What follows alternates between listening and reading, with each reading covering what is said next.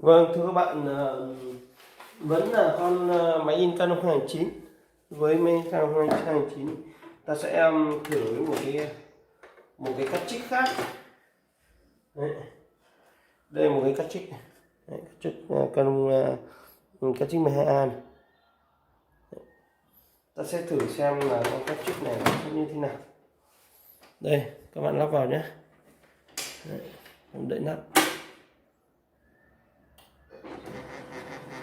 Đó, nó đang bị kêu các bạn ạ. Đấy. Nó đang bị kêu. Thì chúng ta sẽ in thử xem là cái bản in nó như thế nào. Đấy, đầu tiên là chúng ta nghe tiếng kêu rất là to đó.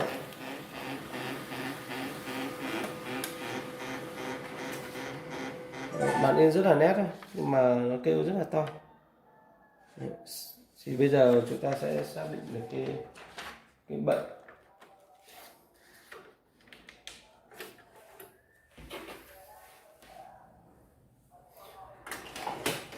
Không phải máy đâu, vì cái máy nó rất là êm. Cắm vào. Đúng không? Máy kêu rất êm.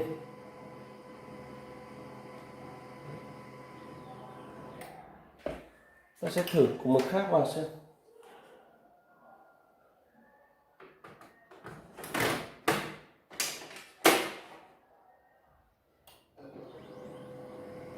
Đúng không ạ?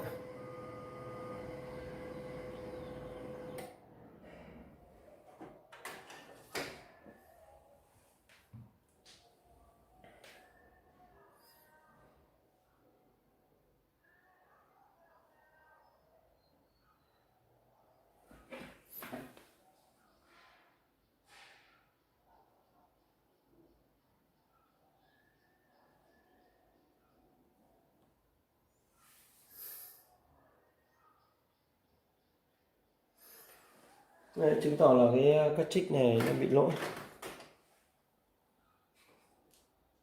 Chứng tỏ cái cartridge này đang bị lỗi. Mà cụ thể như là lỗi như thế nào thì chúng ta kiểm tra. Chúng ta kiểm tra thứ nhất là các bạn là những cái linh kiện, một trong cái linh kiện gây ra cái lỗi mà nó kêu to như thế. Thứ nhất là ta kiểm tra là trống này. Đấy, kiểm tra trống này. Đấy. Chúng ta kiểm tra gạt trống này. Chúng ta kiểm tra cái trục từ. Đấy. Sau đây tôi sẽ tháo cái trích này ra để kiểm tra.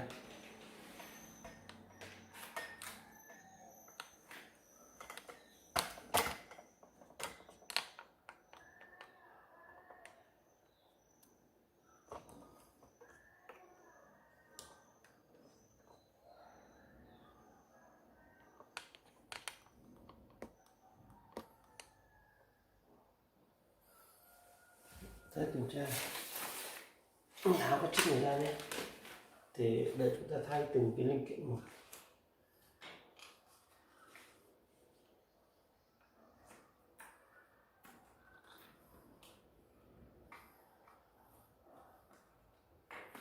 Sau khi đã xác định được những cái lỗi cơ bản như trên thì chúng ta tiến hành xử lý. Tuy nhiên là trong các trích này thì nó mặc dù kêu nhưng mà cái bản in của nó vẫn đảm bảo, chỉ là tiếng động của nó sẽ không sẽ ảnh hưởng.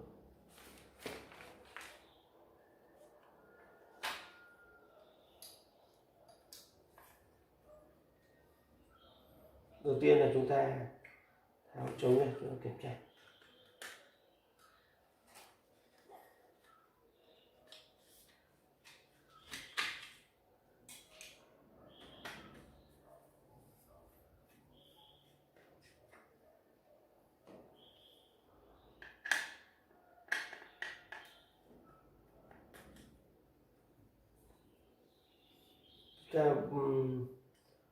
Đầu tiên là chúng ta vuốt lại cái gạt nhé, vuốt lại cái gạt.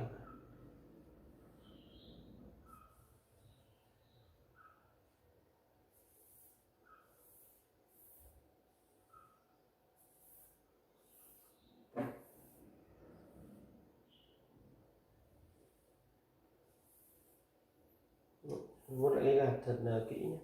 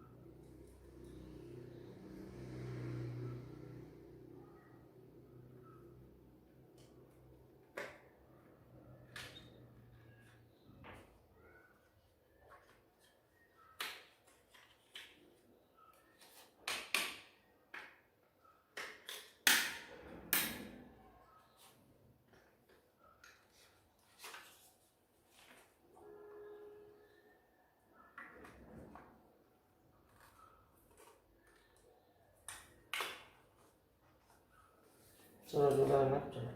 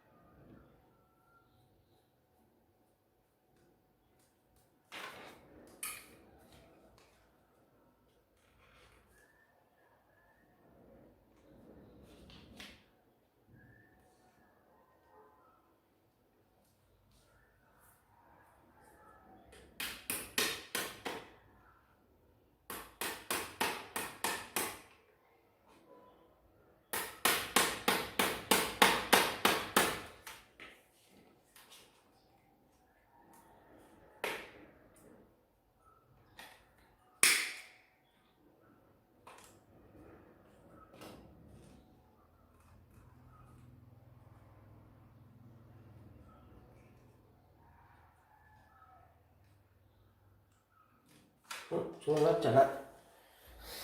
Sau khi lắp thì chúng ta sẽ cắm vào máy.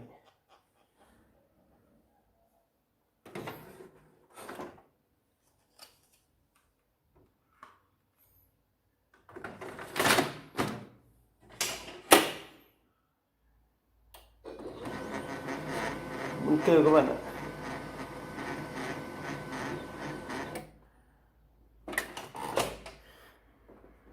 Bấn cơ thì bây giờ đến xử lý là ta sẽ đến cái trục từ.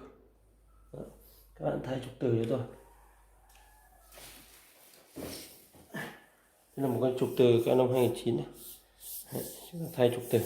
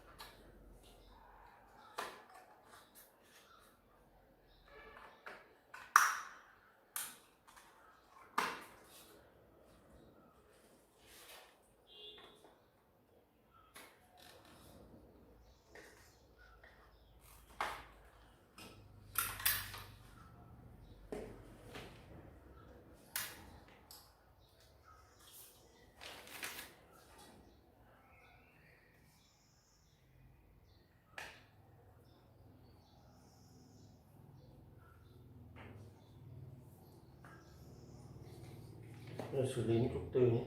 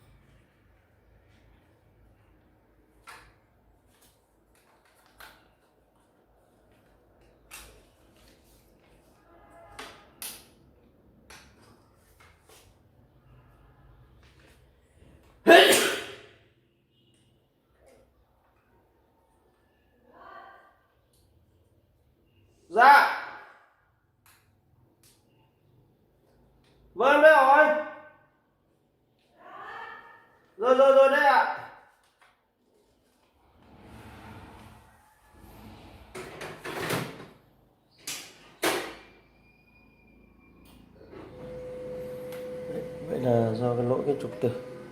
Sau khi ta lắp vào thì máy khởi động bình thường.